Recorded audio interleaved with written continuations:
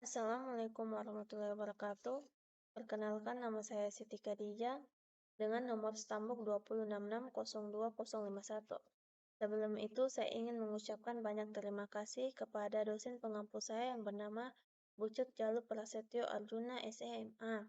Di sini saya akan menjelaskan tentang pemeriksaan biaya dibayar di muka atau prepaid expense dan pajak dibayar di muka atau prepaid tax. Baik, 13.1 Sifat dan contoh biaya dibayar di muka dan pajak dibayar di muka. Biaya dibayar di muka dimaksud sebagai biaya yang telah terjadi yang akan digunakan untuk aktivitas perusahaan yang akan datang. Bagian dari biaya dibayar di muka yang akan memberikan manfaat untuk beberapa periode kegiatan diklasifikasikan sebagai aset tak lancar. Contoh dari perkiraan-perkiraan yang biasa digolongkan sebagai biaya dibayar di muka adalah premi asuransi atau prepaid insurance.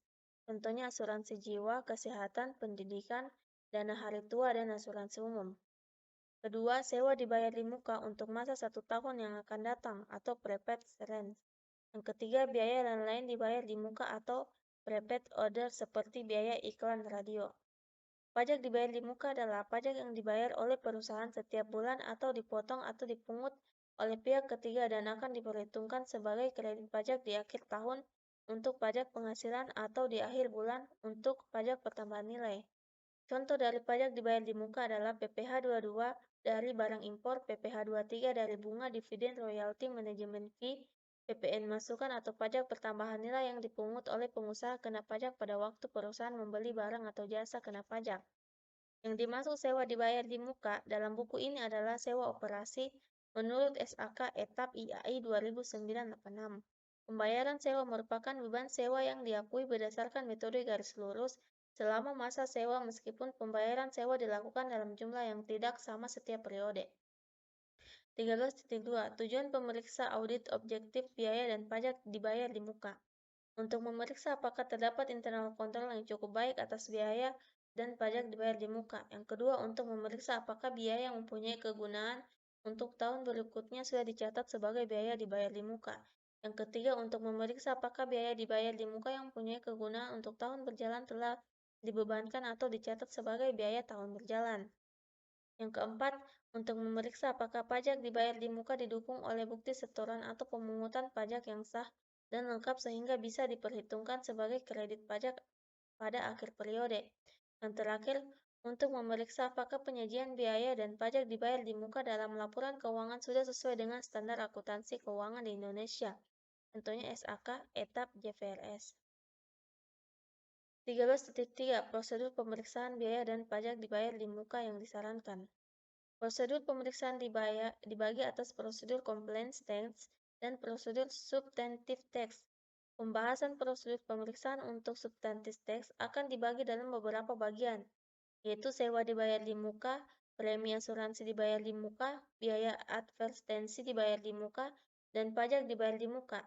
Dalam praktiknya, prosedur pemeriksaan yang dibahas di sini harus disesuaikan dengan kondisi perusahaan yang diaudit.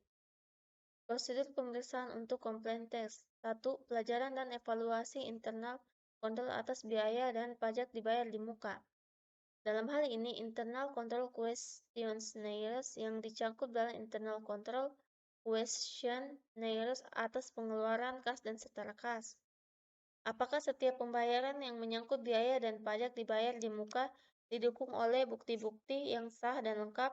Apakah pembayaran tersebut diotorisasi oleh pejabat perusahaan yang berwenang? Apakah bukti setoran pajak, faktur, pajak masukan, bukti pemotongan pajak oleh pihak ketiga di-file dengan baik dan rapi? Apakah lease agreement, insurance, policy di-file dengan baik dan rapi? B. Lakukan tes transaksi atau complaint tax atas biaya dan pajak dibayar di muka. Yang digunakan sebagai sampel biasanya adalah bukti pengeluaran kas dan bank dan sampel cukup dipilih secara random. 2. Tarik kesimpulan mengenai internal control atas biaya dan pajak dibayar di muka. Jika dari tes transaksi auditor tidak menemukan sesuatu kesalahan, maka auditor bisa menyimpulkan bahwa internal control atas biaya dan pajak dibayar di muka berjalan efektif. Karena itu, substantif teks atas perkiraan biaya dan pajak dibayar di muka bisa dipersempit. Prosedur pemeriksaan substantif sewa dibayar di muka. Yang pertama, minta rincian atau schedule prepaid rent per tanggal laporan posisi keuangan atau neraca. Kedua, cek ketelitian perhitungan matematis. Ketiga, cocokkan saldo prepaid rent per tanggal laporan posisi keuangan atau neraca dengan saldo buku besar. Keempat, cocokkan saldo awal prepaid rent dengan kertas kerja pemeriksaan tahun lalu. Kelima, lakukan vouching untuk pembayaran prepaid rent di tahun berjalan dan periksa lease agreement. Keenam, tip in cocokkan total yang dibebankan sebagai biaya sewa ke buku besar biaya sewa. Ketujuh, buat usulan audit adjustment jika diperlukan. Prosedur pemeriksaan substantif premi asuransi dibayar di muka.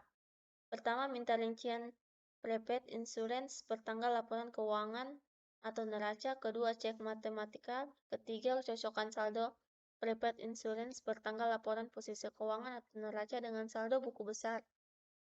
Keempat, cocokkan saldo awal prepaid insurance dengan kertas kerja pemeriksaan tahun lalu. Kelima, lakukan vouching untuk pembayaran premi asuransi di tahun berjalan. Keenam, periksa polis asuransi dan cocokkan data dalam polis asuransi dengan rincian prepaid insurance. Ketujuh, tip up total yang dibebankan sebagai biaya asuransi ke buku besar biaya asuransi. Kedelapan, periksa apakah nilai petanggungan atau insurance cover cukup atau tidak dalam arti tidak terlalu besar dan tidak terlalu kecil. Kesembilan, perhatikan apakah di dalam polis asuransi terdapat bankers clause. Yang terakhir, buat usulan audit adjustment jika diperlukan. Prosedur pemeriksaan substantif prepaid advertising. Yang pertama, minta rincian prepaid advertising per tanggal laporan posisi keuangan atau neraca. Kedua, cek voting dan cocokkan saldo akhir prepaid advertising ke buku besar dan saldo awal ke kertas kerja pemeriksaan tahun lalu. Ketiga, periksa bukti pembayaran dan surat perjanjian. Keempat, periksa kebenaran pembebanan ke biaya untuk barang-barang souvenir harus dilakukan perhitungan fisik pada akhir tahun stock of name. Prosedur pemeriksaan substantif prepaid tax. Yang pertama, minta rincian prepaid tax per tanggal laporan posisi keuangan atau neraca. Kedua, cek voting dan cocokkan saldonya dengan buku besar. Ketiga, untuk pajak penghasilan bandingkan angka prepaid tax di rincian dengan SPT PPh Badan. Yang keempat, untuk pajak pertambahan nilai PPN masukan bandingkan angka prepaid tax di rincian dengan SPT masa atau SPM. Menurut SAK Etap IAI 2009-8687, untuk sewa operasi les mengungkapkan hal-hal berikut. Yang pertama, jumlah pembayaran sewa yang harus dibayar selama masa sewa. Yang kedua, jumlah pembayaran sewa selama periode berjalan yang diakui sebagai beban sewa. Yang ketiga, jaminan yang diberikan sehubung dengan transaksi sewa. Yang ketujuh, keuntungan atau kerugian yang ditanggung beserta amortisasi sehubung dengan transaksi jual dan sewa balik. Yang terakhir, ikatan-ikatan penting yang dipersyaratkan dalam perjanjian sewa. Sedangkan bagi lessor, pembayaran sewa selama tahun berjalan dari les harus diakui sebagai pendapatan sewa. Pendapatan sewa harus diakui dan diukur berdasarkan metode garis lurus sepanjang masa sewa, meskipun pembayaran sewa guna usaha mungkin dilakukan dalam jumlah yang tidak sama setiap periode. Baik, itulah tadi pemaparan materi saya. Bila ada kata-kata yang kurang tepat, saya minta maaf dan saya akhiri dengan wabillahi taufiq wal hidayah. Wassalamualaikum warahmatullahi wabarakatuh. Dan terima kasih.